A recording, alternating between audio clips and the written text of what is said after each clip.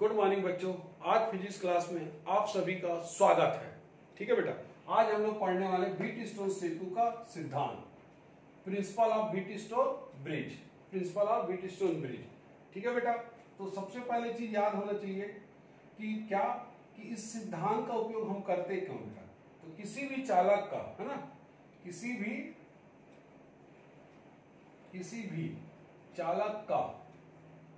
चालक का प्रतिरोध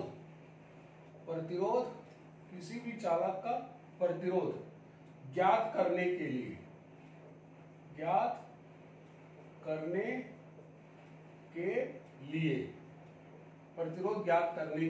है ना, प्रतिरोध ज्ञात करने के लिए भौतिकविद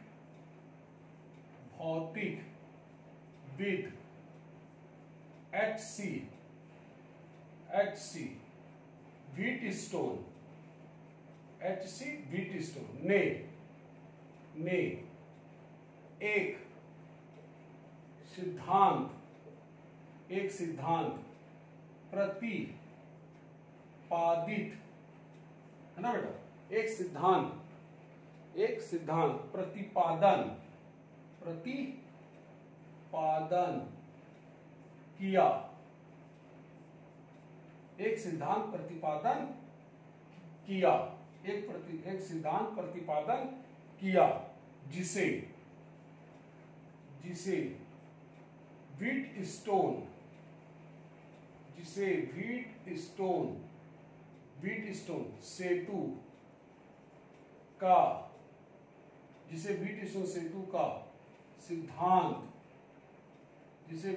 सेतु का सिद्धांत कहते हैं। ठीक है बेटा, ये आपको ध्यान। तो वैज्ञानिक का नाम क्या है बेटा? HC व्हीटस्टोन ने एक सिद्धांत प्रतिपादित किया जिसे हम लोग क्या बोलते हैं? व्हीटस्टोन सेतु का सिद्धांत कहते हैं। ठीक है बेटा, इसने किया क्या? इन्होंने 4 प्रतिरोध लिए। क्या ये बेटा? 4 प्रतिरोध, और इन चारों प्रतिरोधों को एक चतुर्भुज के इन चारों प्रतिरोध को एक चतुर्भुज के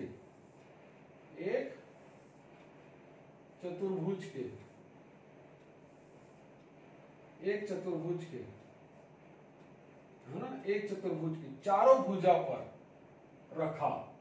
ये पहला प्रतिरोध है बेटा P, ये दूसरा प्रतिरोध Q, और ये हो गया बेटा तीसरा प्रतिरोध R, और ये चौथा प्रतिरोध S। तो 4 प्रतिरोध को एक चतुर्भुज के चारों भुजाओं पर इस प्रकार व्यवस्थित किया। इन भुजाओं का नाम, इस कॉर्नर का नाम लिखते A, इसका नाम B, इसका नाम C, इसका नाम D। इसका नाम क्या रखा बेटा? D, है ना, ये आपको ध्यान रखना।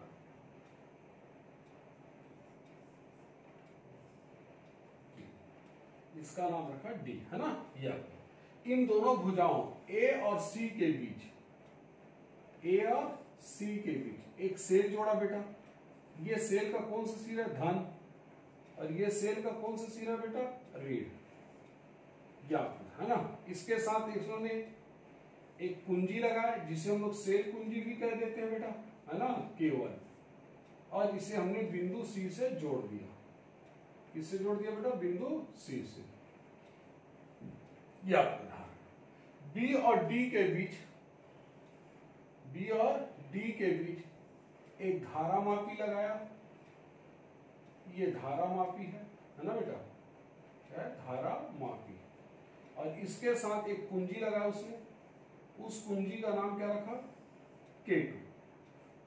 इस कुंजी का नाम कितना बेटा? K2।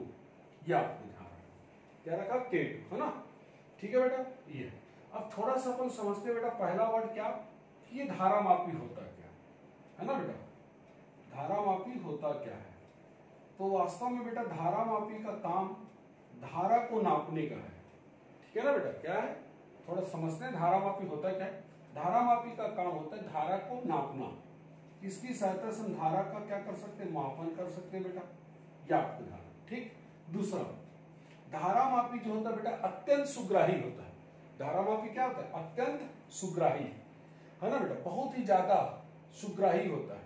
अत्यंत सुग्राही का मतलब अगर धारा मापी में से थोड़ी सी भी धारा, अल्प से भी अल्प धारा अगर प्रवाहित होता है तो धारा मापी में हमेशा क्या आता है बेटा, पूर्ण स्केल विक्षेप आता है।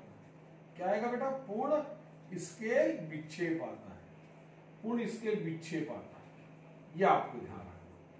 ठीक है बेटा। दूसरी बात, पहली बात क्या बोले, धारा का मापन कर सकते हैं।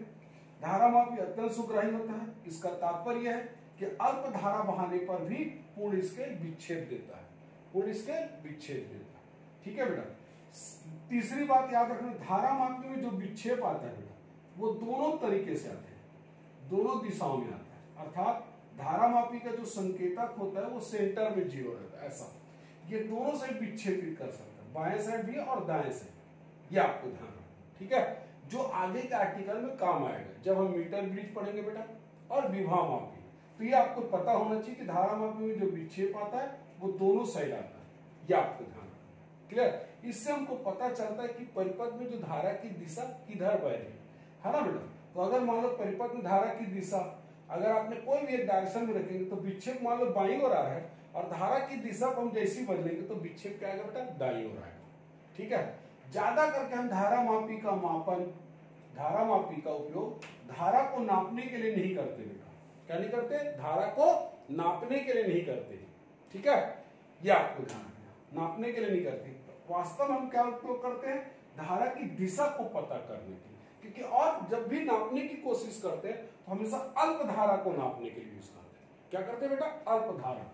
ठीक है। यहां पर जो जी लिखा है बेटा, ये देखिए, ये धारा मापी का प्रतिरोध है, धारा मापी का प्रतिरोध, ये आपको ध्यान है ना बेटा, ये धारा मापी का क्या है, प्रतिरोध है, ये आपको ध्यान। अब धारा मापी का प्रतिरोध आप चाहो तो कैपिटल जी मान लो या कई राइटर क्या मान लेते बेटा, आर जी, ये आपको ध्यान रखना है ना। हम यहाँ पर क्या मान रहे हैं, धारा मापी का प्रतिरोध कितना है, कैपिटल जी है, ये मान रहे हैं बेटा, ये याद रखना। ठीक है, हमने धारा मापी के बारे में बात कर लिया बेटा, अब आगे चलते हैं। क्लियर। तो इस प्रकार की उन्होंने क्या किया, व्यवस्था किया। किसने व्यवस्था किया बेटा, व्हीटस्टोन ने इस प्रकार की उन्होंने व्यवस्था किया, ये आपको ध्यान रखना। ठीक है बेटा। अब इसकी सबसे इंपॉर्टेंट बात क्या होती है, इन चारों प्रतिरोध को, इन चारों प्रतिरोध को इस प्रकार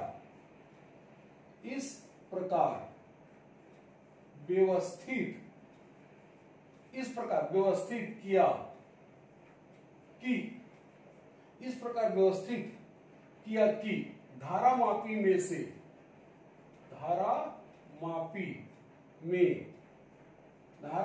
में कोई विक्षेप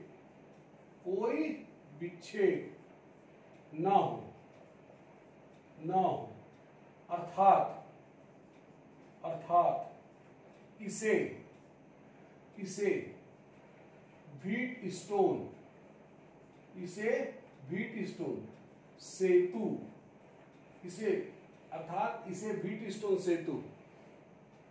अर्थात इसे व्हीटस्टोन सेतु, है ना बेटा, व्हीटस्टोन सेतु को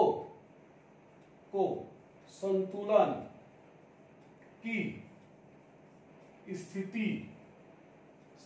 की स्थिति कहते हैं। क्या कहते हैं बेटा, संतुलन की स्थिति कहते हैं, संतुलन की स्थिति कहते हैं या कहा जाता है, इसे संतुलन की स्थिति कहते हैं। ठीक है बेटा। तो संतुलन की स्थिति में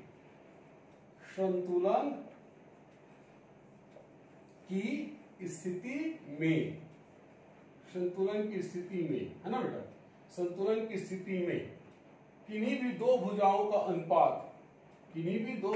अनुपात, संतुलन की स्थिति में किन्हीं भी दो भुजाओं का अनुपात यानी कि P/Q बराबर करता है बेटा R/S, ये हमको सिद्ध करना है बेटा। कब सिद्ध करना है, संतुलन की स्थिति में हमको सिद्ध करना है P/Q बराबर R/S, ये आपको ध्यान, ये हमारे स्टेटमेंट। अब यहाँ पर थोड़ा सा एक चीज और याद रखना बेटा, क्या है कि धारा मापी में कोई विक्षेप ना हो। भाई धारा मापी में कोई विक्षेप नहीं हो तो इसका तात्पर्य क्या होगा बेटा, इसको थोड़ा समझ लीजिए, है ना। धारामापी में कोई विक्षेप ना हो, ये देखिए इस वर्ड को आपको अच्छे से समझना पड़ेगा।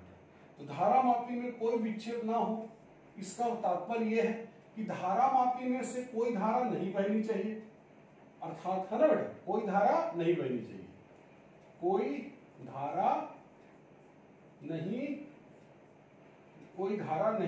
बहेगी, ये आपको ध्यान है, कोई धारा नहीं बहेगी, ठीक है।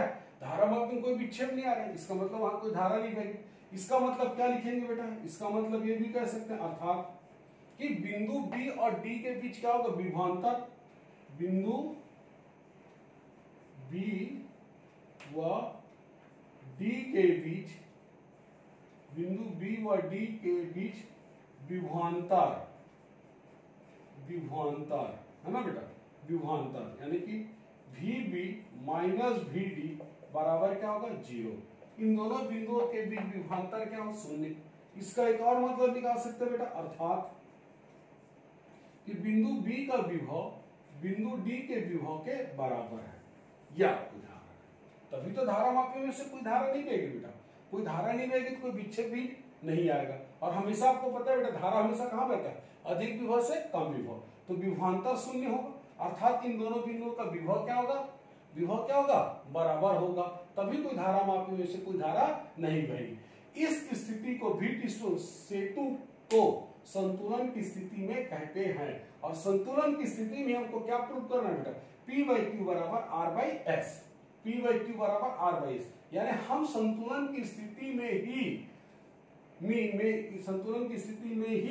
P/Q बराबर R/S प्रूव करेंगे बेटा, ठीक है, यह आपको ध्यान रखना। क्लियर? तो चलिए बेटा अब हम प्रूव करने चलते हैं, इसको मैं मिटा देता हूं ना, यह आपको ध्यान रखना। तो प्रूव करने के लिए देखिए बेटा कैसे करेंगे हम लोग प्रूफ, बहुत आसान है बेटा, है ना, यह आपको ध्यान।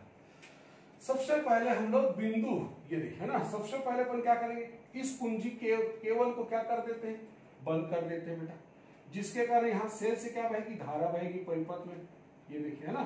उसके बाद आप क्या कर दीजिएगा, तुरंत कुंजी K2 को बंद कर देंगे बेटा। जैसे हम इस कुंजी K2 को बंद करेंगे तो इस परिपथ में क्या होगा, धारा बहने लगेगी I। अब यहां से देखो बेटा, धारा दो भागों में बटेगा, यहां से, ये देखिए मैं यहां से आपको डिस्ट्रीब्यूट करके दिखाते जाता हूं बेटा।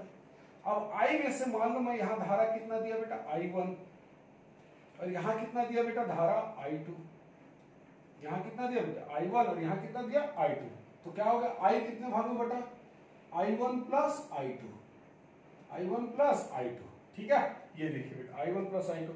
अब ये I1 जो धारा होगा बेटा, यहां पर देखिए फिर से बिंदु B पर आगे जाकर ये फिर दो भागों में डिस्ट्रीब्यूट होगा बेटा, एक भाग यहां आएगा और एक भाग यहां आएगा बेटा।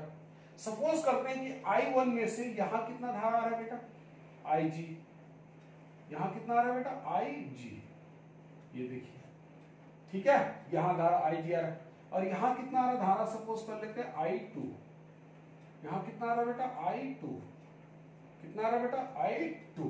तो यार देखिए, तो I1 फिर से दो भागों में बटा बेटा, आगे जाकर यहां बिंदु B पर क्या बना, IG और I2, सॉरी बेटा, इसको हम लोग 3 लेते हैं ना, ये 3 है, चलिए, है ना, ये आपको ध्यान है। क्लियर? तो I1 दो भागों में फिर से बेटा IG और I2 में, क्लियर हो गया बेटा। यानी कितना बन जाएगा आपके पास, IG plus I2 plus I3 बराबर अभी कितना है बेटा, I से चलना शुरू किया है, ये देखिए।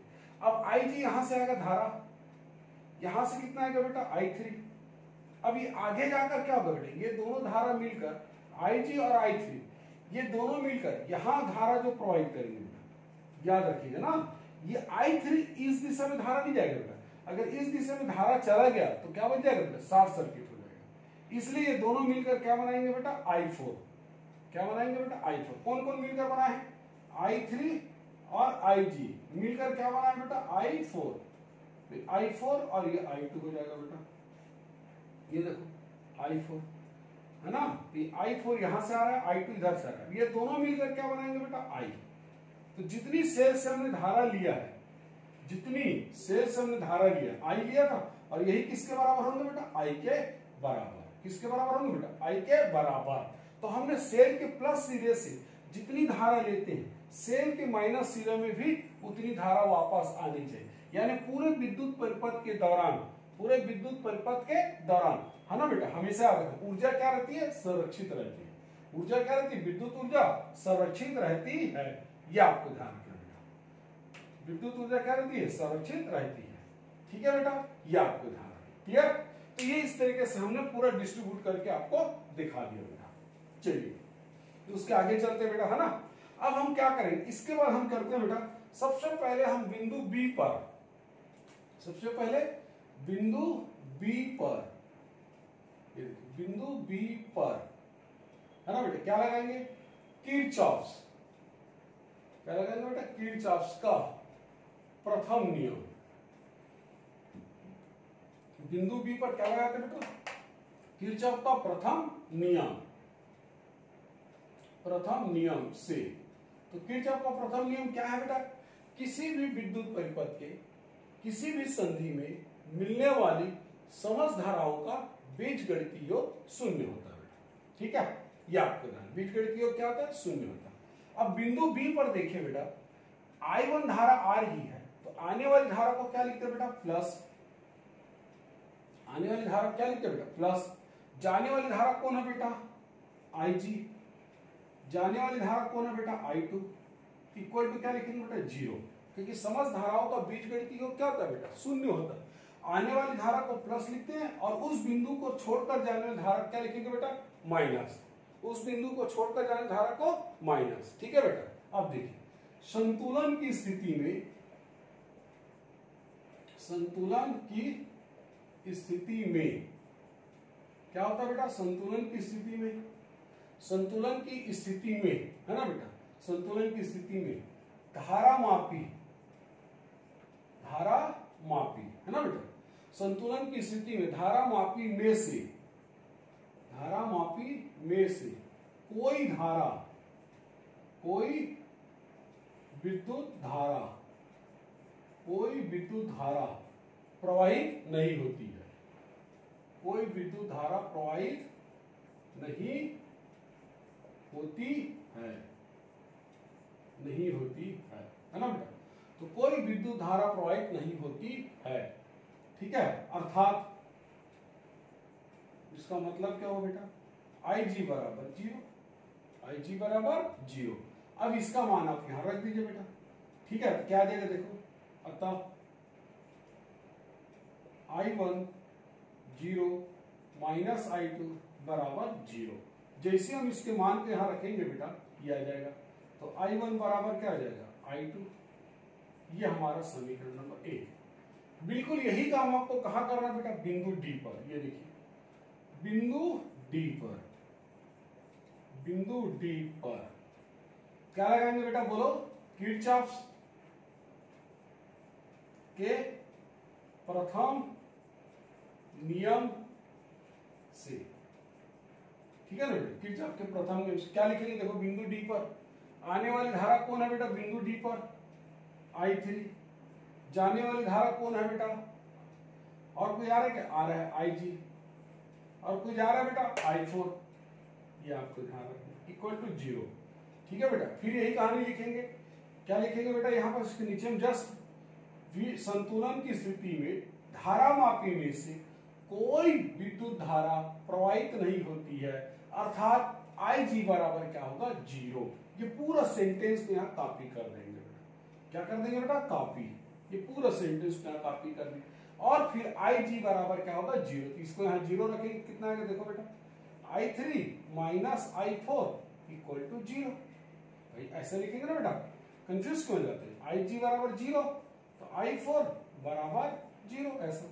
तो I3 बराबर क्या मिलेगा, I3 बराबर I4 इक्वल टू समीकरण नंबर 2। ये आपको ध्यान। तो हमने समीकरण नंबर 1 और ये समीकरण नंबर कौन सा बेटा, 2, ये देखिए। क्लियर?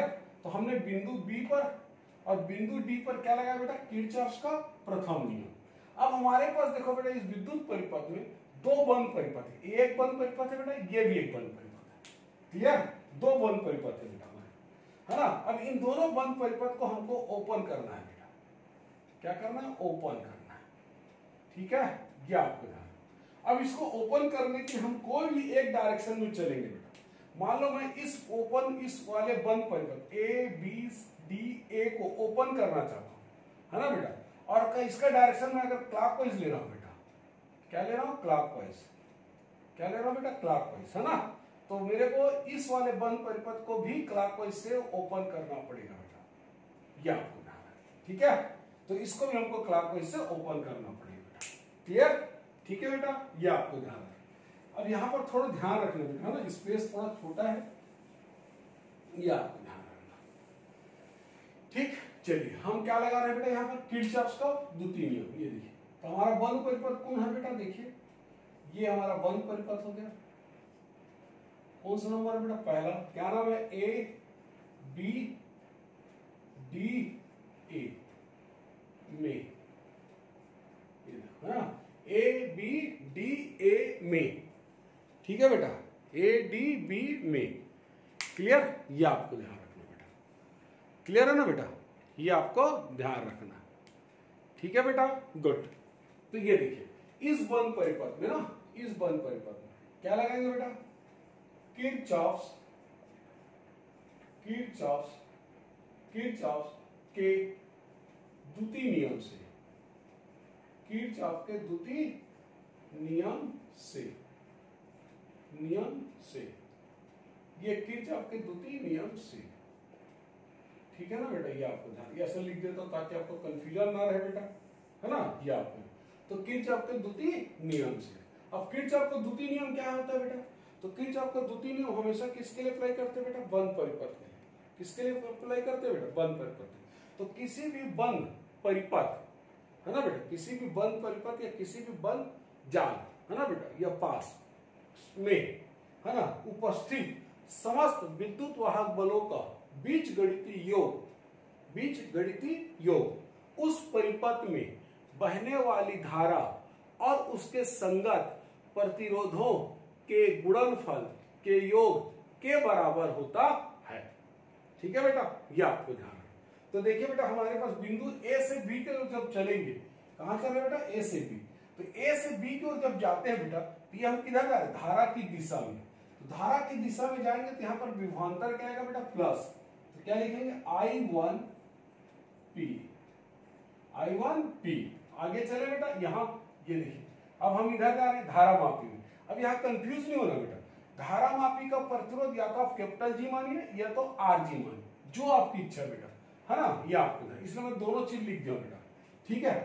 तो ये भी हम धारा की दिशा में जा रहे हैं, तो क्या लिखेंगे बेटा, IG इंटू जी, यहां हमने क्या लिया, धारा मापी का प्रतिरोध कैपिटल जी लिया बेटा। आगे चलिए, ये धारा के विपरीत दिशा में जा रहे हैं, तो यहां क्या लिखेंगे, माइनस, क्या लिखेंगे बेटा, माइनस I3 इंटू आर बराबर, ये आ गया बेटा। तो हमने कहा शुरू किया था, ए से, ये धारा की दिशा में जा रहे हैं, तो इसके सिरों पर विभवांतर प्लस, इसके यहाँ धारा की दिशा में जा रहे हैं बेटा, तो इनके सिरों पर जाएंगे तो भी प्लस, इधर जाएंगे बेटा, देखो इसके विपरीत दिशा में जा रहे हैं तो माइनस, ये देखो बेटा, है ना।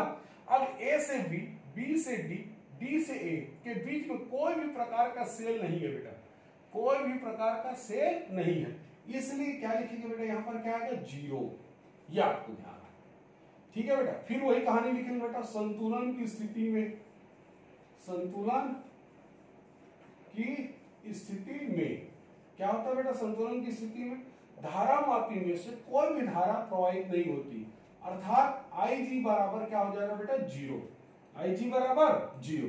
अब यहां रख दीजिए बेटा, तो ये आ जाएगा I1P, है ना, प्लस ये तो जीरो हो जाएगा बेटा, प्रोडक्ट ऑफ जीरो क्या होता है, zero, minus I3 into R, I3 into R equal to zero. तो ये आ जाएगा बेटा I1P बराबर I3R, ये हमारा समीकरण नंबर 3। इसी प्रकार देखो बेटा एक और बंद परिपथ है, और उस बंद परिपथ का नाम क्या है बेटा, उस बंद परिपथ का नाम, ये देखिए, उस बंद परिपथ का नाम दो है बेटा, क्या नाम है देखो, BCDD बंद परिपथ में, है ना बेटा, बंद परिपथ में क्या लगाना बेटा, किरचॉफ है ना के द्वितीय नियम से, किरचॉफ के द्वितीय नियम से, या आपको ध्यान रखना। तो किरचॉफ के द्वितीय नियम फिर से अप्लाई करिए बेटा, एक बार और मौका मिलेगा आपको सीखने के लिए। देखिए पहले हम कहां चलते हैं बेटा, बी से सी को। जब बी से सी को जाते हैं तो धारा की दिशा में जा रहे हैं, तो यहां पर क्या होगा, विभवांतर प्लस होगा I2 इंटू क्यू, ये हो जाएगा बेटा। ये धारा के विपरीत दिशा में आ रहा है। देखिए सी से एस डी की ओर आएंगे तो विपरीत दिशा में आ रहे हैं, तो क्या लिखेंगे, माइनस I4S, ठीक है बेटा, I4S। फिर देखो डी से जब बी जाएंगे फिर धारा दिशा के विपरीत, इसलिए यहां पर जो विभवांतर होगा धारामापी के सिरों पर वो क्या होगा, minus IG into G equal to, देख लीजिए बेटा, बी से सी धारा की दिशा में, सी से डी धारा विपरीत दिशा में, डी से बी धारा के विपरीत दिशा में, ठीक है बेटा। यहां भी कोई भी सेल कनेक्ट नहीं है बेटा, इसलिए विद्युत वाहक बल क्या होगा, जीरो, या आपको ध्यान रखना। फिर लिखेंगे बेटा संतुलन की स्थिति में, हमेशा याद रखना बेटा, संतुलन की स्थिति में सिद्ध करना है ना, तो संतुलन की स्थिति में क्या होता है बेटा, संतुलन की स्थिति में धारामापी में से कोई भी धारा प्रवाहित नहीं होती है, अर्थात IG का मान क्या लिखते हैं बेटा, जीरो, IG का मान जीरो, या आपको ध्यान, ठीक है बेटा। तो इसका मान रख दीजिए, तो ये आ जाएगा बेटा I2Q minus I4S minus zero बराबर जीरो, तो ये हो जाएगा बेटा I2Q, है ना, ये तो जीरो हो गया, अब इधर साइड ले जाएंगे तो I4S इक्वल टू समीकरण नंबर कितना आ जाएगा बेटा, 4, ये आपको ध्यान, क्लियर। तो ये हमारा आ गया बेटा समीकरण नंबर 4। अब हमको क्या करना बेटा, समीकरण 3 में समीकरण 4 को भाग देने पर, तो समीकरण 3 को समीकरण 4 से भाग देने पर, ये देखिए बेटा, ठीक है। तो समीकरण 3 को हमने समीकरण 4 से क्या करना है बेटा, भाग देने पर।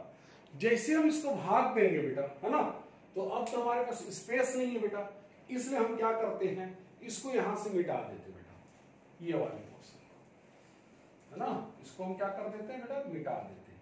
तो देख लीजिए जैसे हम इसको भाग देंगे बेटा, समीकरण 3 को 4 से क्या आ जाएगा, I1P, है ना, बटे इधर कितना था बेटा, I3 इंटू R, यहां था बेटा I2 इंटू Q, यहां है बेटा I4 इंटू S। ये देखिए, तो समीकरण 3 को समीकरण 4 से भाग देने पर यह आ जाएगा बेटा। अब हमको पता है बेटा समीकरण 1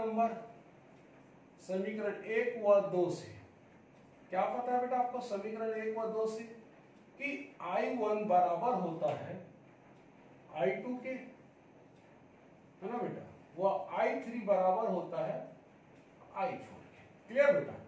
तो I1 बराबर होता है I2 के और I3 बराबर होता है बेटा I4, तो ये दोनों कट जाएंगे बेटा, ये दोनों कट जाएंगे, देख लीजिए।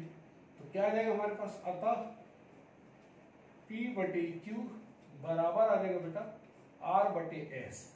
इसे क्या बोलते हैं बेटा हम लोग, इसे हम लोग बोलते हैं व्हीटस्टोन सेतु का सिद्धांत, इसी को बोलते हैं बेटा व्हीटस्टोन सेतु का सिद्धांत, ठीक है बेटा।